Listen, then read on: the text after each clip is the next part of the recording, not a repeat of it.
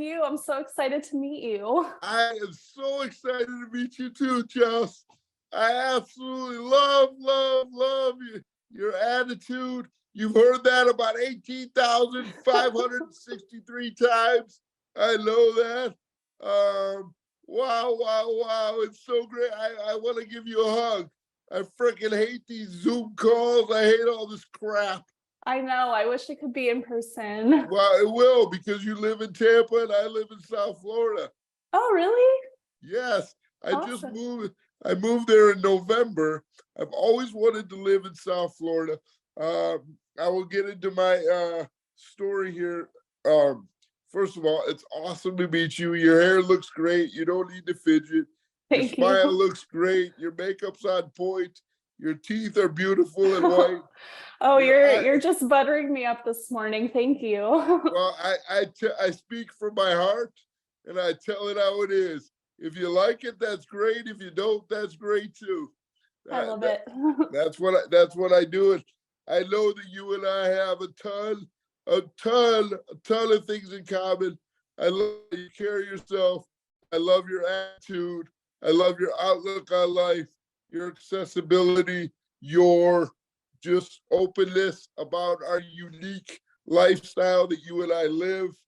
Um, we have, you and I always try to find, but I'm not smart enough, so maybe we could work together on this. We have, obviously cerebral palsy, but I don't like to use the word disability. I don't like to use the word disability because you do more things than people that don't have any physical or mental or any kind of unique part of their body. Now, I know that's what it's called, but I kind of think of it as a unique opportunity, because I think that every time in life, anytime there's an obstacle, I turn it into an opportunity to get better. And you do the same thing. You don't look at your disability as, oh my God, woe is me. You've embraced it. And you've been an advocate for so many incredible people out there. I'm in awe of what you've been able to do on social media. I mean, Thank you. I think it's terrific, and I want to know more about how you got into it. But I want to tell a little bit, and it's never about me. I don't like to, put the microphone on me, but just wanted to give you a little bit of background on why I'm in South Florida. So my parents always encouraged me to go somewhere warm to go to school. And we used to go to, I'm originally from Michigan, and we used to go to Florida every year in New Smyrna Beach. I don't know if you're familiar with that or heard of it, but my grandma had a condo, and it had three flights of stairs. So it wasn't really accessible for me. And so I kind of, not that I didn't love Florida, but I didn't have the greatest, I loved going. It was great because I loved the warm weather, but it wasn't always that accessible. So it wasn't like my first choice to go to school. And then my brother went to the U of A for a semester. And I always say, my brother's my heart and my sister's my soul.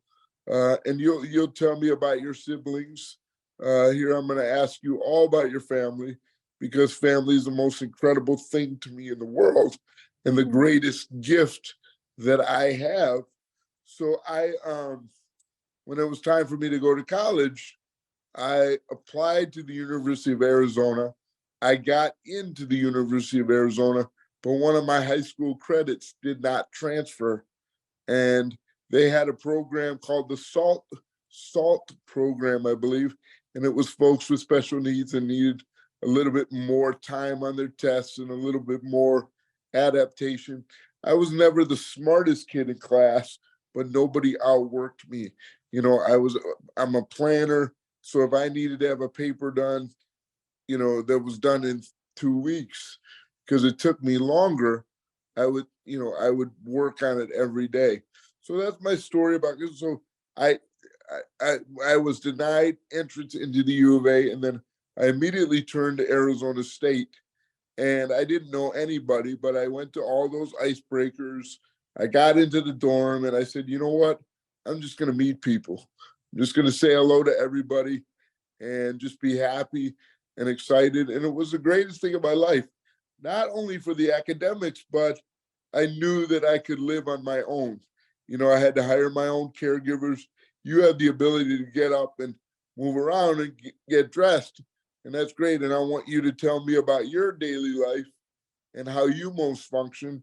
And then, so I, I went to Arizona State, graduated in 4 years, and I love college, but I wish I would have stayed longer because college is a great, great experience. Where did you go to school? I went to Florida Gulf Coast University in Fort Oh, Myers. oh, We nice. had a man-made beach right on campus, so I was very spoiled, but I had such a great experience too. That's awesome. What did you study? Communication, All right, I did read that in your bio, communication and business.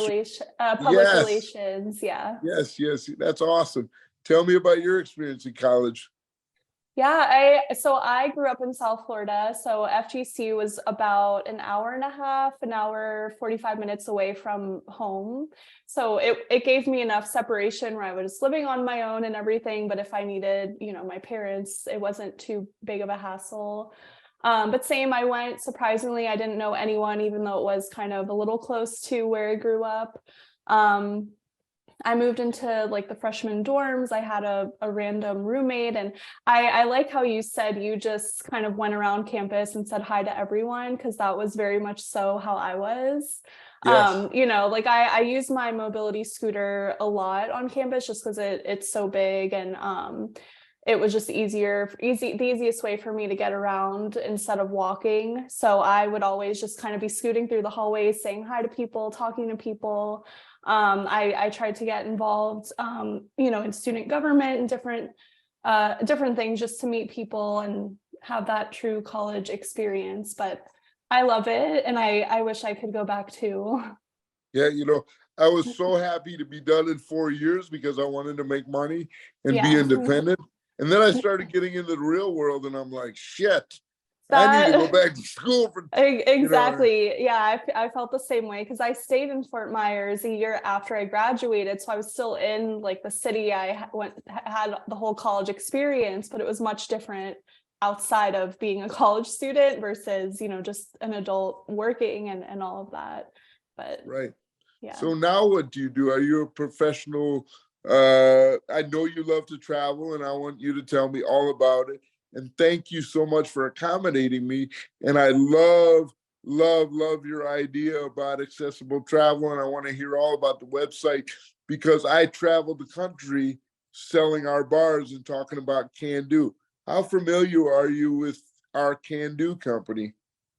Honestly, when you guys reached out to me, I hadn't heard of it, but of course I looked at, your story and everything that you guys do. And I just love the whole attitude because I think it's very similar to mine. So I love the whole ideology and your story behind it and everything. And I'm definitely going to get some for myself.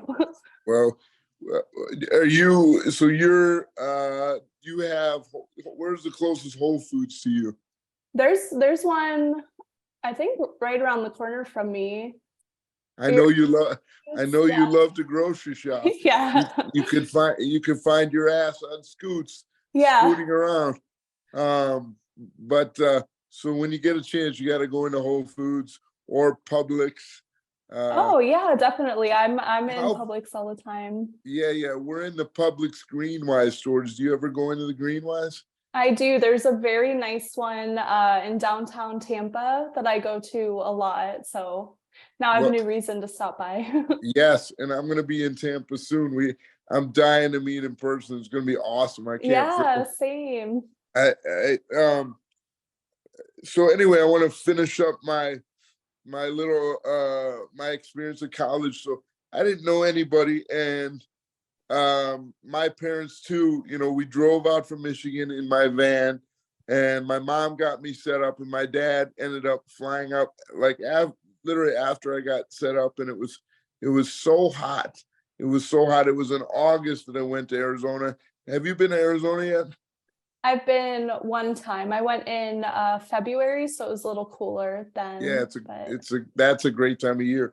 And so my parents, got me all set up, and I used the Disability Resource Center, and I put an ad in the paper for a caregiver because I'm like a big kid. I just need help with their shoes and socks. But once I'm in my chair, I'm good to go, and I I just move around, and you know I think you do an incredible job of bringing our unique lifestyle to the public.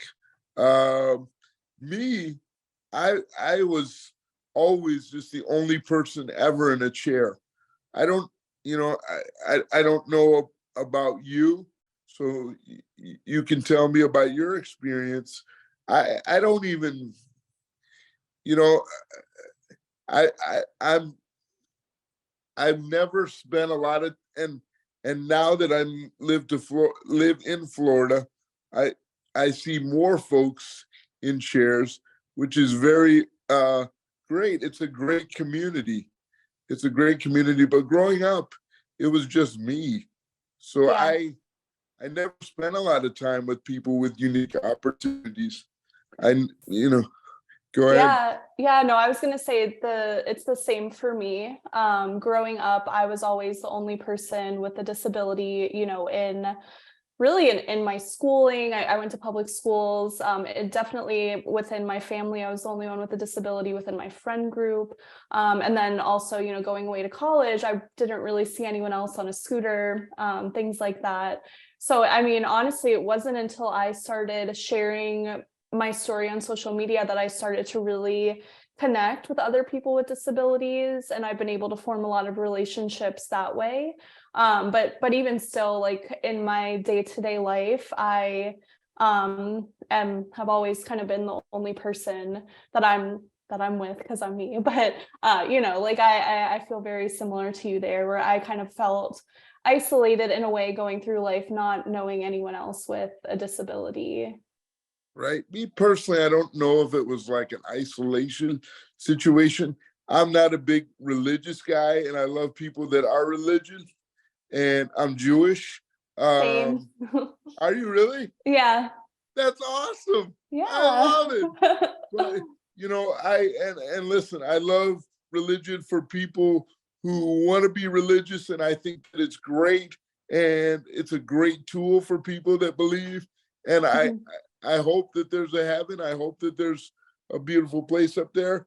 And we're not going to spend a lot of time on religion, but I believe that things happen for a reason. And I believe that I was put here for a reason, whatever crazy reason that is. And I'm not going to get philosophical or whatever, but I love it actually, Chelsea, when people stare. I love it. I welcome it because that means they care. And it's my job or my obligation to educate, to inspire, to put a smile on their face, because I can sit there and feel bad for myself. What the hell is that going to do? It's a Yeah, waste of freaking time. I couldn't If agree more. Yeah. I always say, if you have time to feel bad for me, or you have time to feel bad for Chelsea Bear, then you got time to better yourself. And that's what life is all about, trying to make ourselves as best as we can be. And we're not going to have a great day every day because that's unrealistic. Yeah. You know, wow, it's really awesome to meet you. I'm freaking fired up. Um, Same. so I want you to ask questions for me. Like, and by the way, do you do a podcast or do you do a blog? I just started following you on Insta, and I think Insta is a great platform.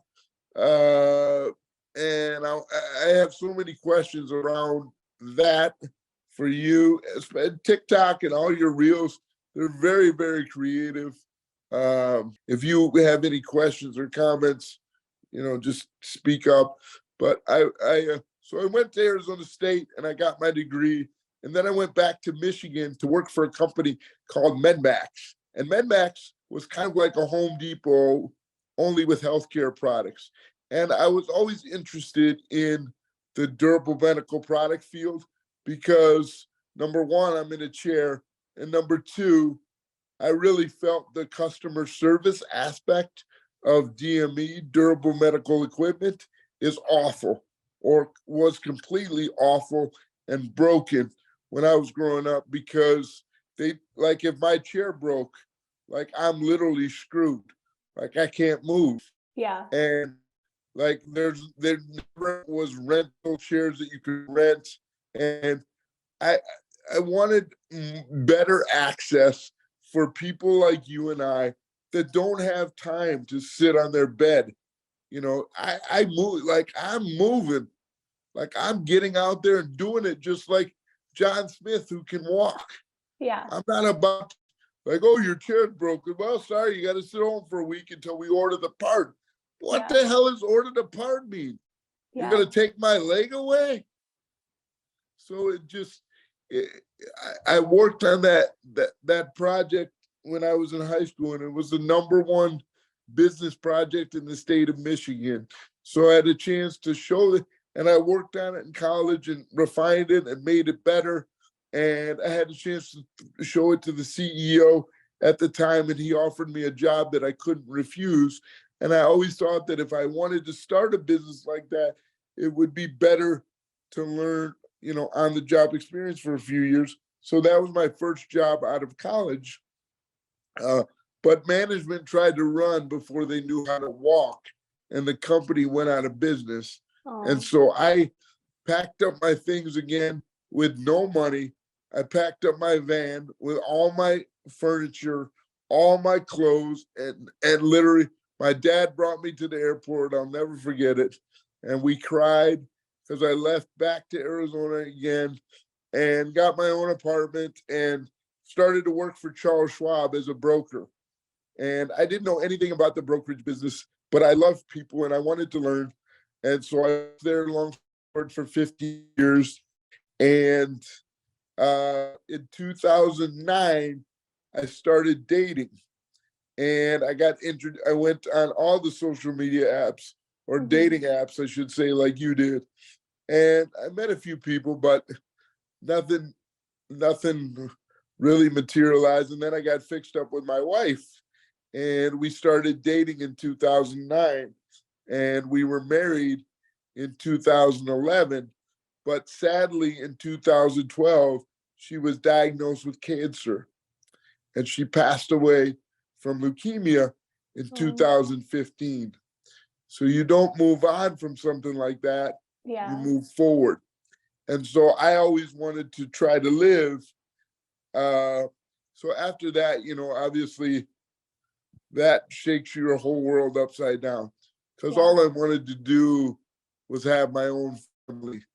We talk about the importance of family. I say it before in the podcast, my brother's my heart, my sister's my soul, and my parents always made sure that I had the things that I needed to do to make my life as easy as possible. And when you get a chance, I want you to Google my dad, Barry Bremen. Write it down, Barry Bremen. They made a documentary of my dad.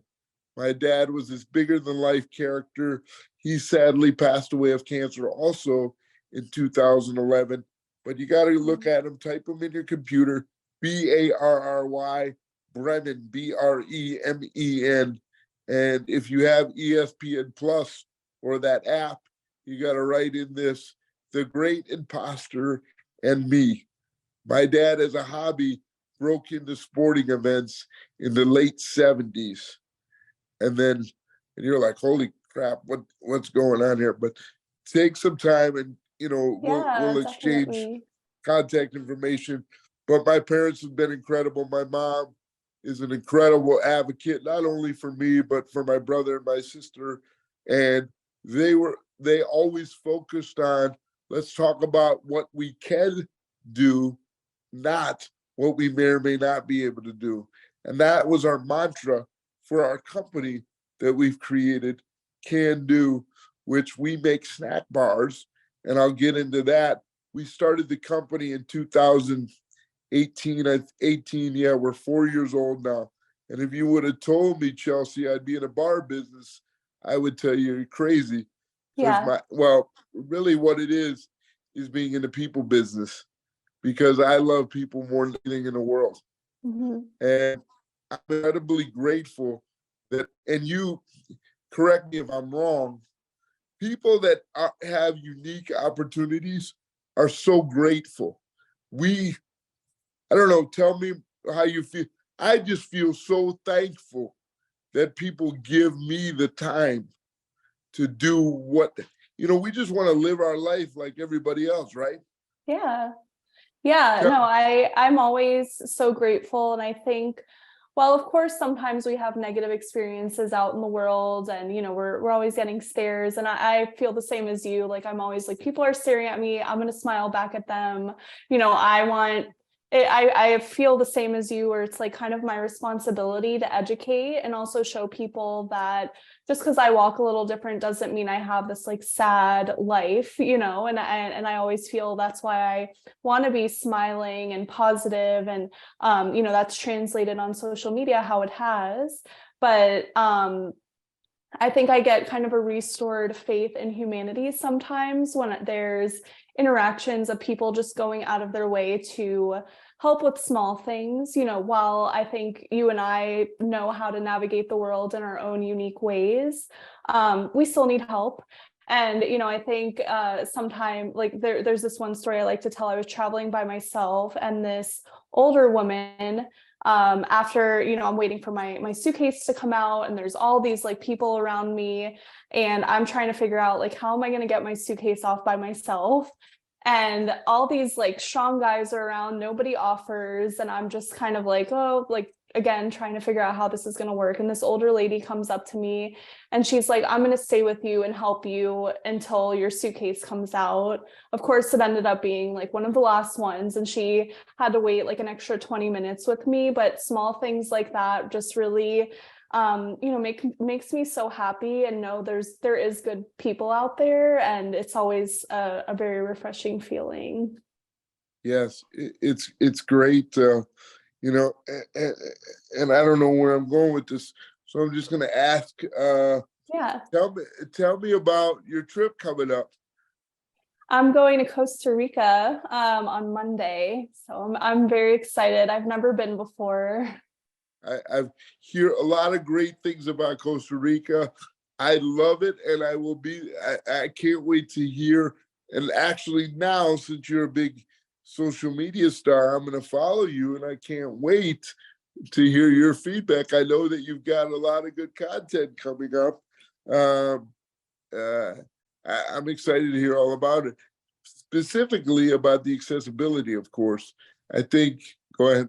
Yeah, no, I was going to say, I'm actually going with this company. It's called Wheel the World, and they planned it. So everything that we're doing is accessible. So I'm really interested, because a lot, when I think of Costa Rica, and even, some of my friends that have gone in the past, they tell me there's a lot of steps and a lot of, just different terrains that wouldn't really work with my scooter. So I'm really interested to see the country through a specifically accessible route, and hopefully still be able to see a lot of it.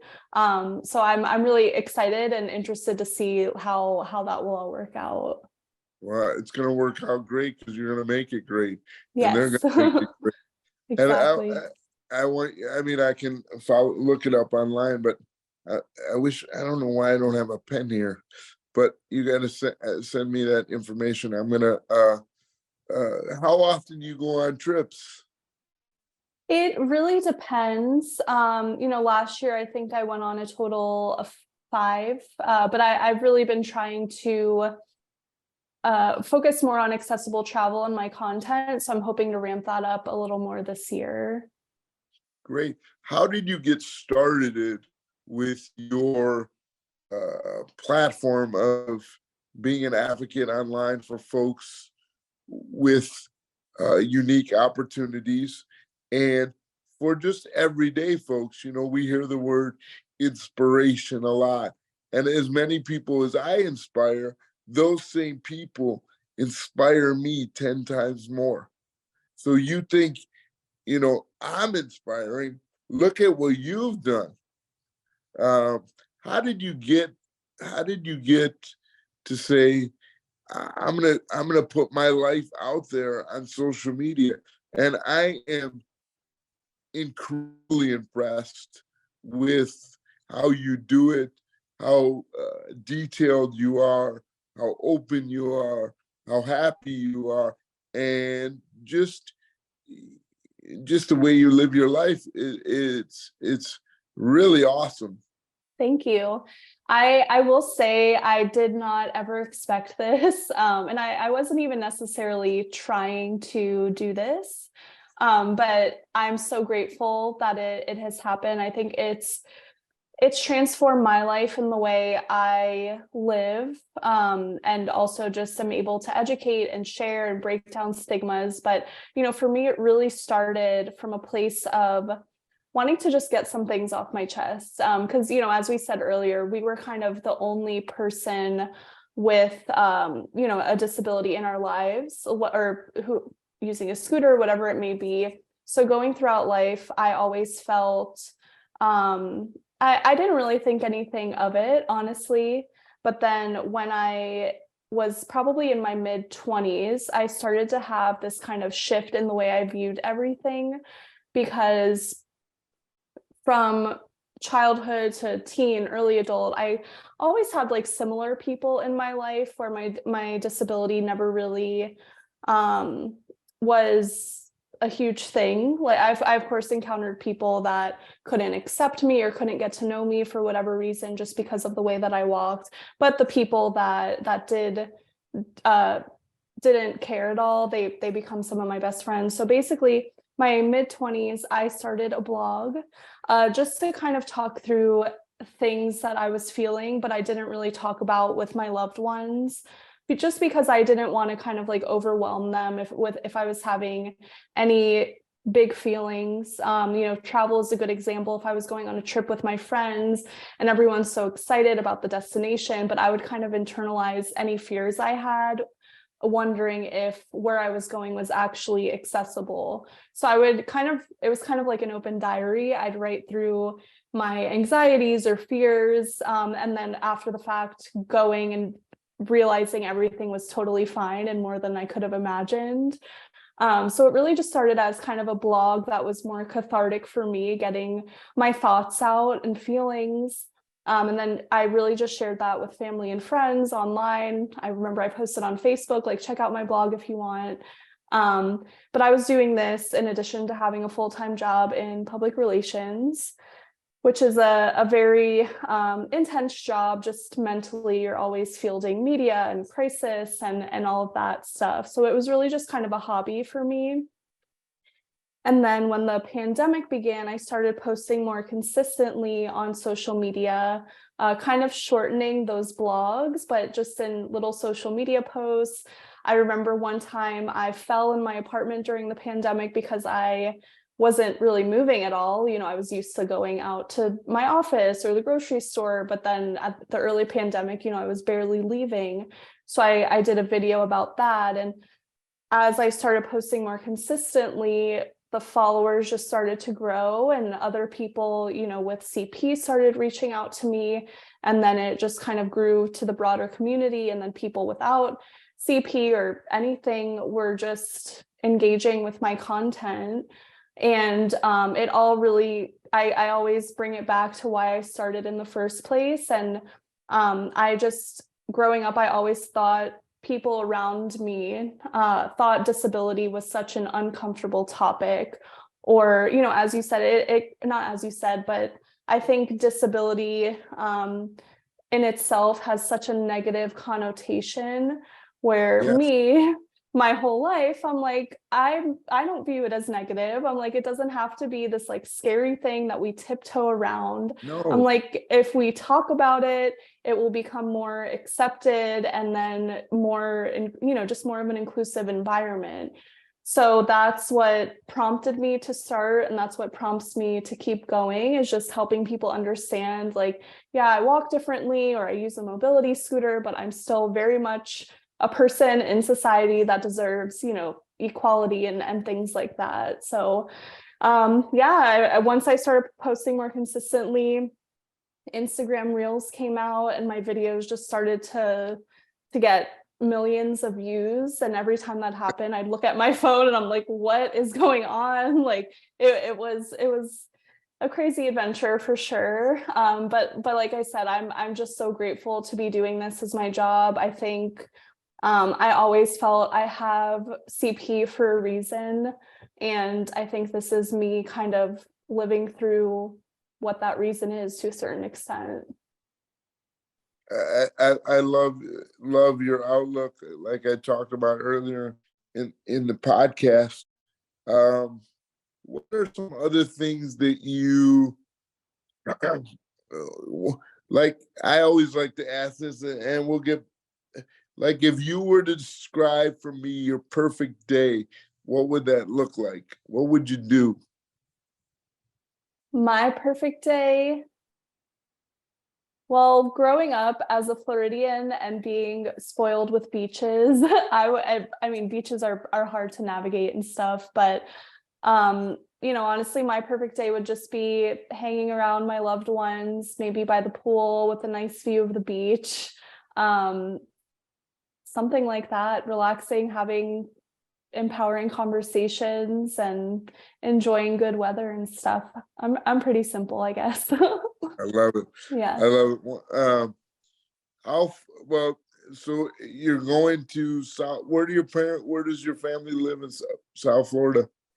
They're outside of Fort Lauderdale, Oh, around like Sunrise Plantation area. got it. Okay. Yeah. How often do you get down to see them?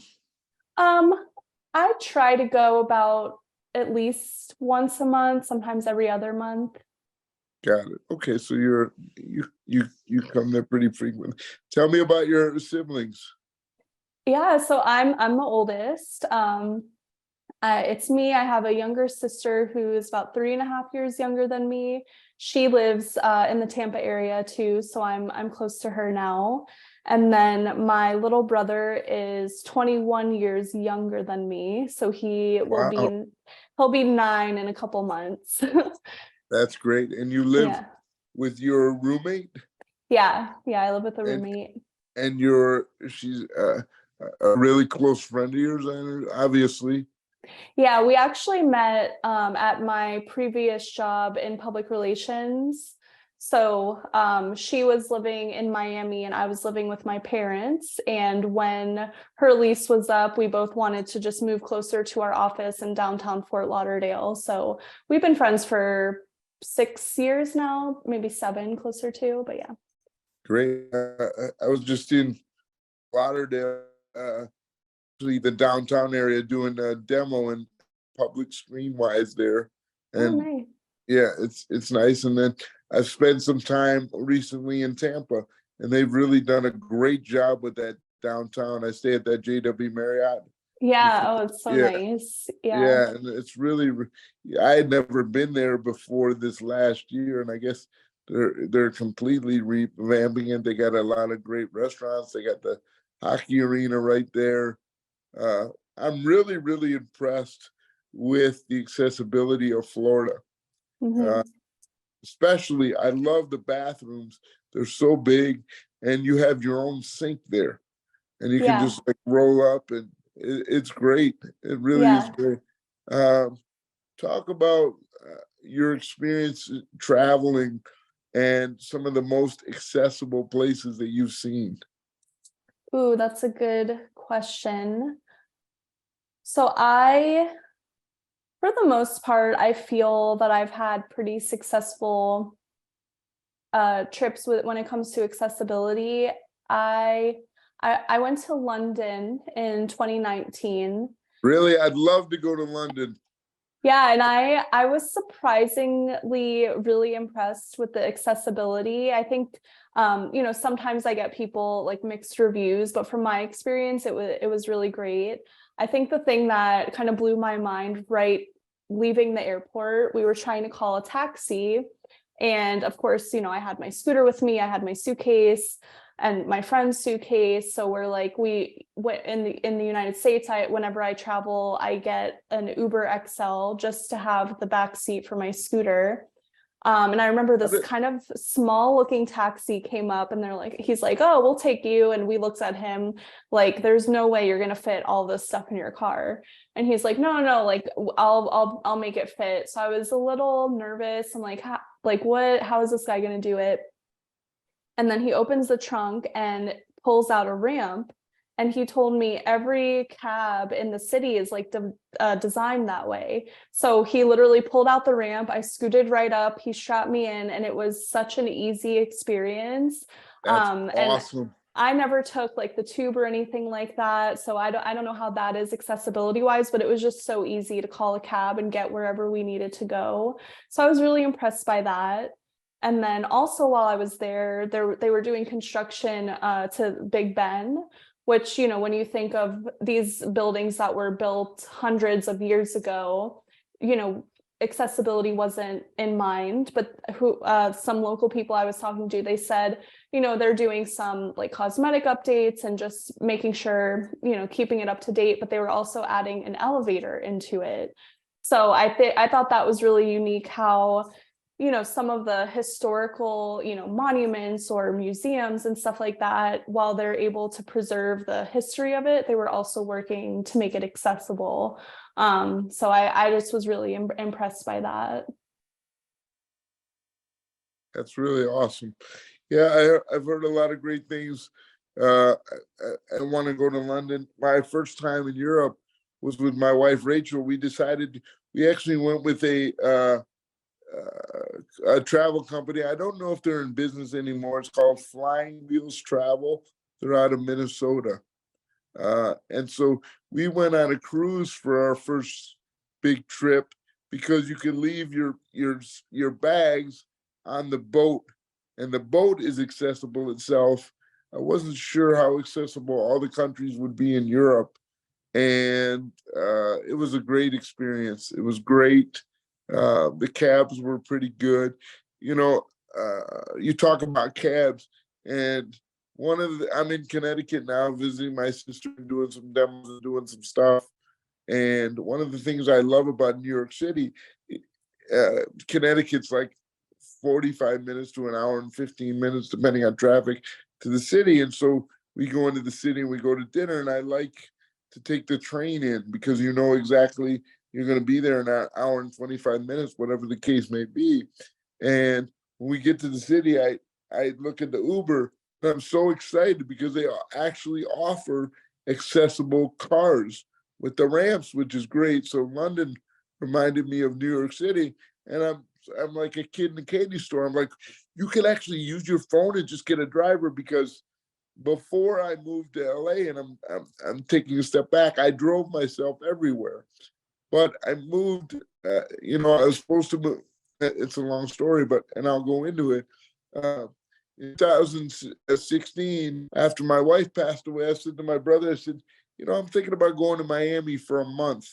And because I have friends there, and I always you know, I loved Florida. So I rented a hotel on the beach for a month at the W in South Beach, and I had such a great time. I said, you know, maybe I'll sell my house in Arizona and buy a condo in Miami, and I did. And Yeah. then right when I closed on it, my brother was involved in a home invasion, Oh, and my wow. brother's doing great now, but he was so badly deconditioned we couldn't go Wow. out to dinner. So we have a friend of ours. It's crazy. We have a friend of ours who's is a is an avid chef. So he came over a couple nights a week so that my brother and I could have a home cooked meal. And he is an aquatics therapist during the day, and you know, chefs for folks at night. And Gabe's like, Adam, I want to get you into the pool. And I said, great. And we started doing some things. And, you know, at the time, Chelsea, I was 80 pounds overweight and hated how I looked and how I felt. I'm not a junk food eater, but I like to eat. I like to go to restaurants. I like to explore things. I look at going out to dinner as a social thing Yeah. versus anything else. And I like different foods and whatnot. So I was, you know, getting overweight. And so I got in the pool and we started walking and doing some great things. And, you know, what do I need to lift 150 pounds for? I just need to have great as good a cardio as I can. And so we start, the pool's been great. Do you swim? Yeah, I do. The pool's always been such a great form of therapy.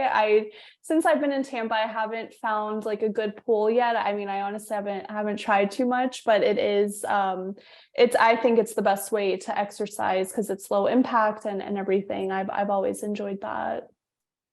Yeah, so same. So, I said, Gabe, this is great, but I'm still so heavy. What do we got to do? And he's like, Adam, you got to change your diet. And I was like, okay, let's just drop the carbs and sugars.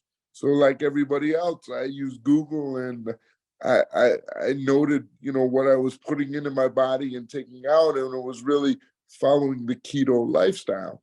And so I just continued to peel back the onion on research, kind of educating myself. And I'll never ever call myself a keto guru, but I was basically learning the keto language. It's not a diet. I always say it's like learning a language like Spanish or French. It's just part of life. And for 2.5 years, I was strictly not eating carbs and sugars at all, and had so much success with the weight that my brother and I decided to start this bar company called CanDo, maker of Keto Krisp. And so we started with 3 flavors: almond butter, chocolate mint, and chocolate raspberry. And I literally would go door to door, even before we had samples to give out, just introducing myself, saying hello, being me, just as Yeah. you are being you, Chelsea, going out, being friendly. And oh, by the way, it just so happens we are in this unique position to educate, to love, to inspire, to empower others to live life as happy as they can be. And then, we started with 3 flavors, had success, and then we just continued, to hit other retailers. And now what's great about this whole thing, and the bars are great, you're going to have to try them. Yeah. It's really a platform to not educate, but to be cheerleaders for others. I Yeah. always say cheer for others and people will cheer for you. And I really feel this way because growing up in life, I wasn't able to participate in sports like Johnny Smith. So my greatest gift was cheering for my brother and cheering for my sister. So I sit in the position of being a cheerleader. And so when you cheer for others and you give of yourself, it makes you feel that much better, in my opinion. Because, Yeah. go ahead. No, I was going to say the same for me because my sister was very, dance was her life. She was into competitive dancing, and literally Monday through Friday night, she was at the dance studio. On the weekends, there was competition. So I made myself an honorary kind of dance mom junior. So I mean, That's awesome. I would spend so much time cheering her on, and so yeah, I completely relate, and I felt like it was, in a sense, my purpose to just be there and support, and it always made me feel good. So I totally relate to you there. Right. And part of the team, in high school, I always loved basketball, and physically I couldn't play, but I always wore a uniform. I always had my gear on ready to go in Yeah. the game. And nothing would make me happier than seeing my friends succeed, and just getting everybody fired up. You have to look I think, I know one of the biggest reasons why you're successful at what you do is because you're curious. And I I think that's one of the biggest gifts that you have when you have a unique opportunity is we have to slow down, we have to be patient, and we have to be curious about what's going on in the world and what tools we can use to get through our lives. We have Yeah. to we have to depend more on people, so we have to be patient, especially me, because once I'm in my chair, I'm good to go. But if nobody's there to help me, and I do a lot, I can't do anything. I'm like a bug. Yeah. So you have to You have to be able to be patient. You got to be able to laugh at yourself. You got to be able to, be a problem solver. What other things, as I talk about these kind of characteristics, dealing with a unique opportunity, what other things would you add to that? Ooh, so I mean, patience definitely, because things are never gonna go or not. They're not always gonna go your way. I think perseverance, having to kind of keep going in the face of challenges, unexpected challenges, just to accomplish the things that we want is really important. I think, for me, and I think for you, optimism is one. And I don't know if it's because of, living with CP or not, but I think I always kind of am just looking for the best part of the scenario, trying to figure out, even if I 100%. say, going back to your slogan, even if I can't do this, okay, it allows me to do this instead, and things like that. So I think I've always felt it's been so impactful just to my mindset and the way I view the world and navigate through. But those are some of the ones I would add to. Yeah. I just just and another word that I love is gratitude, because it's got the word great and attitude in it. And I really think that, attitude is everything, and the mind is the most powerful bone in our body. And if we think it positively, we can do it. There's nothing, I just, and you know what? We're always going to fail. My nephew sadly lost on Wednesday in a basketball tournament, and they lost. And I said, David, it's his 17th birthday today. So I said, David, and I didn't pick this up. I think Jay-Z said it best. I'm a big hip hop guy. I know that you are. I saw that you recently went to the Ludacris concert. That was great. And but he said, losses are for lessons. And then, so even if it doesn't go your way, like you said, finding the positivity in everything, and just, I love the word resilient, and you're incredibly resilient. And I just love your determination to get things done. I wanted to ask you, and I'll get into my favorite question next. What do you like? What does the next 5 years of your life look like professionally and personally? Talk to me about that. Yeah, it's I don't have a specific plan. I'm always working on kind of refining my goals and what they are. I think right now my biggest thing is branching out online. So beyond just short form reels and TikToks, I'm starting a YouTube channel that's been pretty good so far. So I've been working. Congratulations on that. Thank You had you. a lot of reservations about that, and so mazel tov to you there. Thank you. Yeah. So I've really been working to grow that. Of course, it's kind of learning a whole new skill of video editing and recording, and I'm doing all the things. So beyond just having my social presence grow and things like that, I've done some motivational speaking in the past, so I would love to kind of do more of that and reach more of a broader audience. And maybe it is working with different companies to make things more accessible, or just sharing the message of the importance of inclusiveness. And I also want to start writing a book. So those are kind of the three main categories of things that I'm really hoping to at least start to have come into fruition this year, and just see what they're able to bring me in the future. But ideally, I would love to keep doing this while also finding other things, that amplifies the way that I can impact and have these types of conversations. Great. Your first chapter of your book, what's the title? I haven't gotten that far yet. Have you gotten the title for your book? No, nope. I'm very much I'm in the idea phase. But I have lots of ideas. I think it's just kind of refining what direction everything is gonna go. But I haven't gotten that far yet. If you're speaking to a group of 50 people, what do you say first? That's a good one. I mean, honestly, it really what I like to do is have the audience.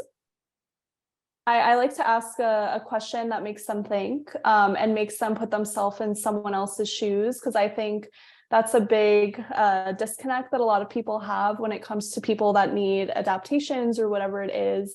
I truly believe that if other people just put themselves in someone else's shoes for a little bit, the world would be such a more understanding and accepting place, no matter what your kind of difference is. So I think I usually like to do it with some kind of critical thinking question.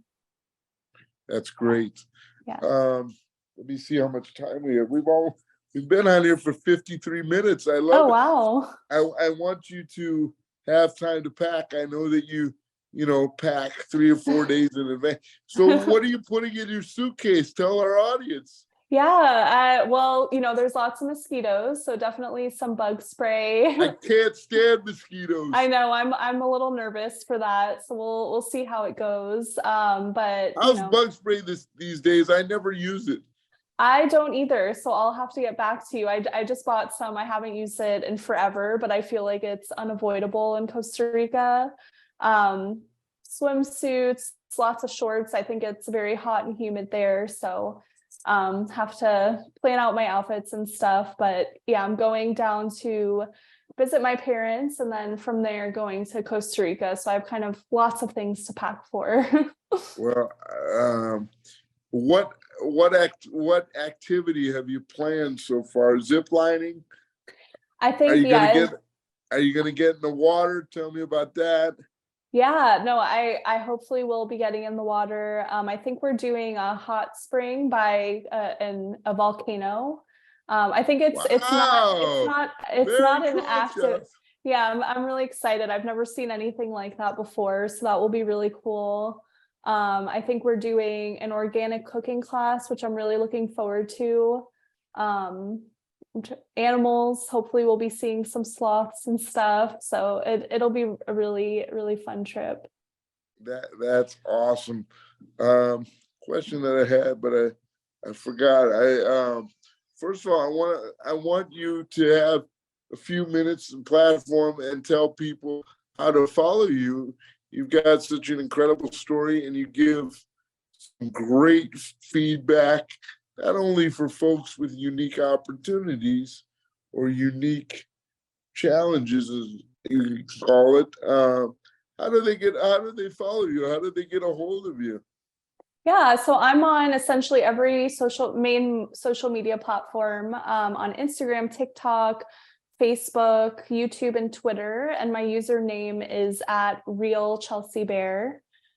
And I post there pretty consistently across all platforms. I also have a website, chelseabear.com, just with some kind of old blog posts if you want to take a look at where the beginning of this journey for me. But that's the best place to find me.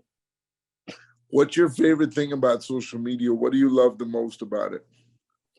I just love connecting with people. I think this journey has taught me a lot about understanding I'm not the only one. I think it's I get messages all the time of people saying, I never thought anyone else walked like me until I saw your videos. And I think that is really heartwarming to me. And I just love getting messages like that and being kind of the representation for people that I feel I didn't necessarily had when I was younger. So really just making those connections, and then of course just educating people in kind of like a fun way so they could understand the way I navigate life, and also realizing that it doesn't hold me back. So I think that's really fun to do as well. Did you ever feel like life held you back, or did you ever ask, why me? I really don't think I did. I mean, I was honestly, I was a tomboy growing up, so I wanted to play sports. I wanted to join like my school teams. And everyone was like, I don't think you'll really be able to keep up with the teams the way you think you will. So I think sometimes in moments like that, I was like, oh, this is annoying. But otherwise, I really always just have had the mindset of, I don't want to dwell on the what ifs and why me and all of that. I think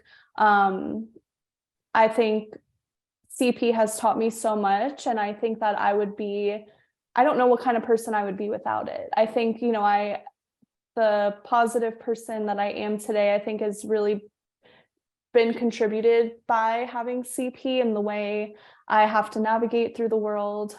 So I really don't think about the why me too much. Right? You and I are incredibly similar. It's actually scary because I say from a logistics standpoint, it would be easier, sure, if I could walk, but I love who I am and I'm proud of who I am. And I think I am who I am because I have cerebral palsy. Same. And I always would like I have a handful of friends that were injured. One day they could walk and now they're confined to a chair. And I'd like to think that I would be able to handle my life in such grace and passion and resilience as they do. But I'm not sure. I mean, to be able to walk one day and then have it taken away, again, I'd like to think that I could handle it so well. But I don't know any different. You don't know any different. This is how we were born, and I'm incredibly grateful for everybody for allowing me to just be me. And I never asked what if or why me, because it's just a waste of time. I can't. Yeah. I don't know. Very recently, I never asked my mom or dad how I got cerebral palsy or even what it's about. I never spent time really researching it. Obviously, I know what it is now, but I don't spend a lot of time on that. But I did want to ask, you're very involved in your social media community, and I'm incredibly grateful for, our customers, our fans, people that love me. I love everybody. What is the greatest or most memorable note that you've gotten from a fan or a follower? Ooh, that's tough. I really get so many. Um, I think, the ones where people are reaching out to me and let me know that I may have helped them if they're struggling with an aspect of their mental health, and I help them, just give them a refreshing, positive kind of reassurance to either just to keep going. While I always am an advocate for, seek medical, a professional if you need someone to talk to, but also, just help knowing that I'm spreading that positivity and helping people navigate through life and the tough parts, really shows me that it is a true impact that I'm making. So that always, whenever I get something like that, it does kind of take me back for a second, but it is very, heartwarming to know that I'm able to help people in that way. Well, you're certainly helping people. You're helping me today. I really enjoyed our conversation immensely. I can't wait to meet you in person. Same. Um, Please, let's keep in touch. I know you're a busy lady, but I'm worth an hour of your time for sure. Yes. Tell me, in the spirit of can do, where life is about what we can do, not what we can't. What is your biggest can do moment? What are you most proud of? I think honestly, at this moment, I'm most proud of everything I post on social media.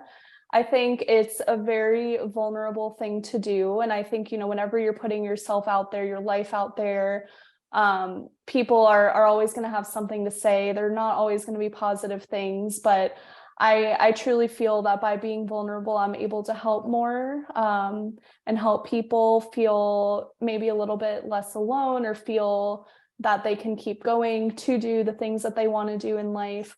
So I think that is something I'm really proud to do every day. It's not always easy, but I think it's really impactful. Yeah, I say that vulnerability is the biggest sign of strength. You know, Hmm. what would you say is the most challenging part of your social media life?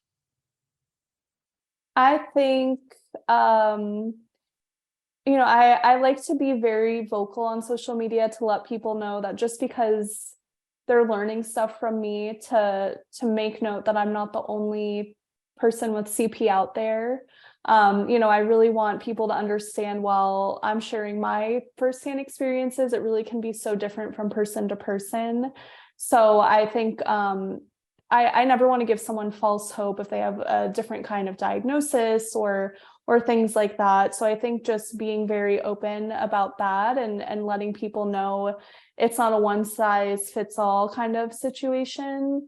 And then also just navigating through kind of the negative side of social media. Sometimes I think whenever my videos go viral and they're reaching 1 million people, and you're reaching all these people all over the world that have no idea who I am, they may not know anyone in their life that has CP. And I think it's easy to write mean things on the internet, and you're hiding behind a screen or a random username. So I think for me, just like not letting the negative comments get to me, because the positive ones by far outweigh it. But every now and then, some of them I'm like, oh, how could somebody actually say this to someone they don't know? You know what I That do to those people? I just thank them profusely for taking the time, yeah, because and actually I give them my cell phone number, and hey, I'd love to chat with you. Let's see if you want to talk on the phone. Let's yeah. not hide behind your computer. Let's talk about it. Yeah, and whenever I do respond to them and educate them, or something, they're usually surprised by it. They're like, "Oh wait, there's somebody on the other side of this." I'm Of like, "Yes, course. yes." So, It's like you talked about the importance of putting yourself in somebody else's shoes. You mhm. put yourself in the shoes of an asshole. Yeah, And let's just see. And I don't do business with assholes. yeah, I have no patience for assholes, but I use it as a game. Like, I have fun with it, yeah, because I mean, let's just, I say, let's turn that frown upside down. yeah, It's a challenge to me. So yeah. thank you for all you assholes out there. We don't deal a lot with you, but when we do, we have fun with you. Yes, Um, I love that. and at the end, just don't be an asshole. And Chelsea, you are terrific. Thank you. I'm so excited for you and your continued success. I'll be honored to meet you. Let's make that happen. Um, you know, just really, really impressed with how you carry yourself. How you're educating. You're being a cheerleader, certainly for others, which is helping yourself and helping the world just be a little bit better. And that's the goal of you and I, is to make everybody a little bit better, not to accentuate or and just know that we're just like everybody else. And Yeah. I really, really appreciate the time today. I hope this is one of many conversations that we'll have. Again, folks out there listening, get a hold of Chelsea. She's incredible. Uh, she is incredibly entertaining, incredibly knowledgeable, and a wealth of knowledge. Like I just said, a wealth of knowledge for everybody. Chelsea, thanks so much. Have a Thank wonderful you. rest of your day. Enjoy your trip. Looking forward to following you on social media. Looking forward to taking you out to dinner, and meeting all your friends, and all the best to you. And thank you so much. Awesome. Thank you so much. I'm looking forward to it too. Before I go, though, Chelsea, What's your can do moment? What made for your company specifically? I'm sure there's been some hard times, I would assume, with any business. What keeps you to keep going? You know what? Our belief, number one, my love and passion for people. And when I ask somebody what their can-do moment is, and it brings a smile to their face, because when they think about can-do, it goes back to their memory bank and what they're most proud of. And, Yeah. it brings a smile. And I love to make people happy because I know when you're happy, you're going to feel better. When you feel better, you work harder. When you work harder, good things happen. And it's not working harder 20 hours a day. It's being efficient. And it's not working like, oh my God, I got to get this task done, but it's making our life better. And with a smile, we do better things. And the littlest thing, like let's say you never leave your house, but today after watching you or me, maybe they're gonna maybe work out for 5 minutes or 1 minute. It's a step in the right direction. All I want to do is cheerlead for people, for those folks that cheerleaded for me and believed in me. They knew that I was special, not because I sit in a wheelchair, or not because you walk with a limp, but because it's your heart that makes you special. It's not your physical disability. That doesn't make you special. Yeah. It's your heart and what you bring to the table, Chelsea. Yeah. And that's my can't do. I love that. I love that so much. So like I said, we've just met for the first time. I would love to chat with you about how I personally am not a huge fan of social media. I know it's what we have to do. Yeah. But you've done it the right way, educating people and being a platform. And it is great because I got a chance to meet people like yourself who I wouldn't have had a chance to, but I really love to meet people in person and really understand the person behind the camera. And I think oftentimes on social media, a lot of it's rehearsed and we do it 100 times and it has to be perfect. And nobody's life is perfect. Nobody's life is perfect. And I think a lot of times we hide behind our computers, we hide behind our phones. Our phones are up our ass all day long, mine included. I can't get off my phone. Yeah. I live on my phone, but that's the world that we live in. And so you make the best of it. So Yeah. I'm really impressed with what you've done in the short time that I've researched you. And again, thank you so much. And I can't wait to meet you in person. Thank you. Same. Yeah. And have a great, great trip. And we'll talk soon.